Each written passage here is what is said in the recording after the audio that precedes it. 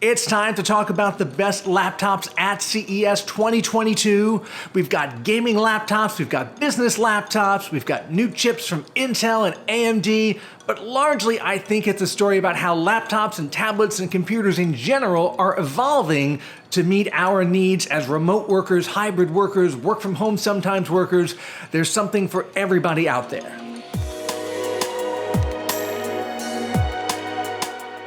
There are some big themes that cut across a lot of the laptops and tablets and computers that we're seeing here at CES 2022. I think the primary thing is we're finally getting systems that are designed around what we're doing now, which is hybrid work and remote work and going to the office sometimes and hotel desking. And that includes things like having a full HD 1080 resolution webcam as a default, which we really have not had in a lot of systems up until now, even though we're doing these web meetings and video meetings all the time.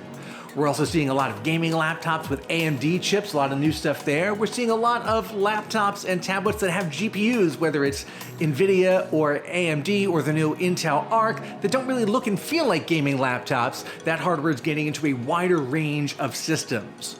And another interesting theme is secondary screens are getting another turn at bat. For years now, we've occasionally seen PC makers try to put a second screen into a laptop, either inside, like next to the keyboard, or on the back of the lid. They've never really taken off. I would have thought everyone would have given up on that by now, but we've seen several laptops this year that have that secondary screen again. Ironically, this video was a lot easier to do last year for CES 2021 because we all knew the show was going to be remote and PC makers could send their products to me and my team to look at, to check out, to get hands-on with.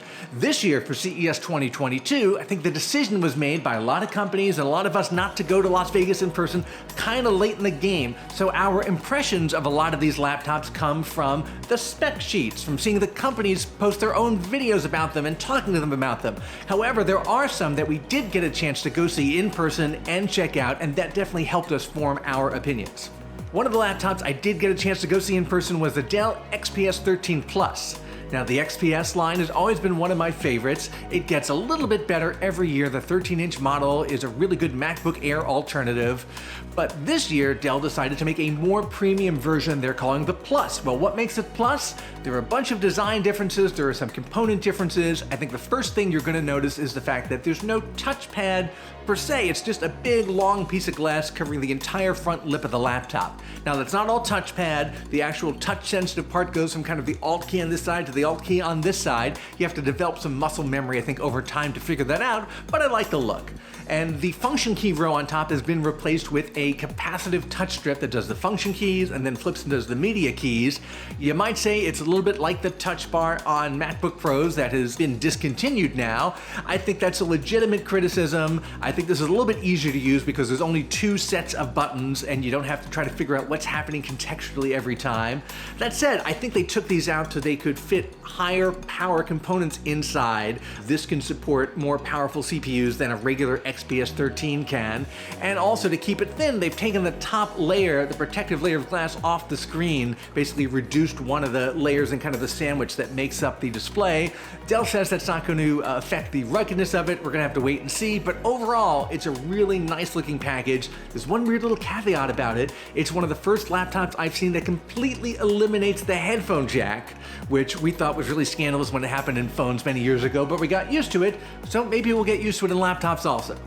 One of HP's more premium lines is the Elite Dragonfly. They've had Windows versions of that for a couple of years, and it's a really nice system, and the Gen 3 they had at CES 2022, also very nice. You can get a big 3000 by 2000 resolution OLED screen on it, but I was more interested in the HP Elite Dragonfly Chromebook because it's a very rare premium business Chromebook. And it's the first Chromebook, I think, that supports Intel's vPro, which is a platform that basically lets your IT department remotely manage your system. And not having that is a real deal breaker for a lot of big companies if they want to get Chromebooks in people's hands, which may make a lot of sense, but if the Chromebooks don't support their business needs and their IT needs, then you can't do it. So I think this system will help businesses get more used to using Chromebooks, which frankly, remote schooling has taught us, are frankly really good for a lot of things. It's also interesting to note the Windows version of the new Dragonfly is a clamshell laptop. The Chromebook version is actually a 2-in-1. One thing I'm seeing a lot of at CES this year is that the really premium gaming laptops are going AMD and Ryzen versus NVIDIA and Intel. A great example of this is the new Alienware M15 R5 Ryzen edition, and that has got the latest parts from AMD inside, and of course it's a big 17-inch screen, which we always like in gaming laptops. So inside, you can get the Ryzen 9 6980HX CPU and the RX 6850M XT GPU. And if you don't know what those mean, those are just AMD's latest parts. And frankly, they promise to be very power efficient, so this could be one of the first 17-inch gaming laptops that actually gets okay battery life.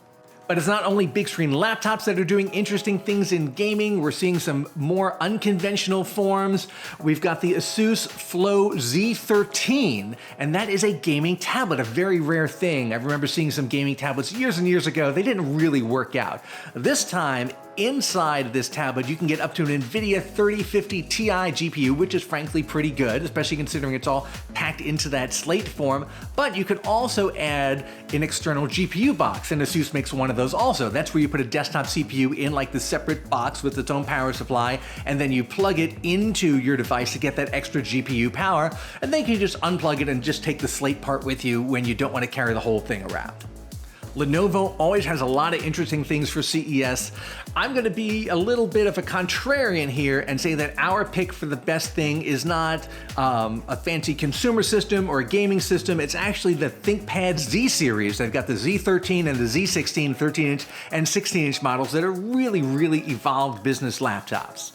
The things that really stood out about this that we liked were you can get 16 by 10 OLED displays. Number one, OLED is cool. Number two, 16 by 10 I think is more useful for remote and hybrid work because you get a little bit more vertical space there, especially when you're viewing documents and doing a lot of paperwork online. That means a lot.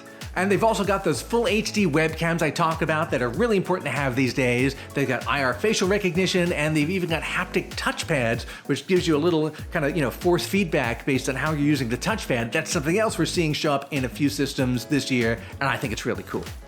Another really interesting gaming laptop we saw was the Asus Zephyrus DUO 16. Now that is one of those laptops that's adding a secondary screen.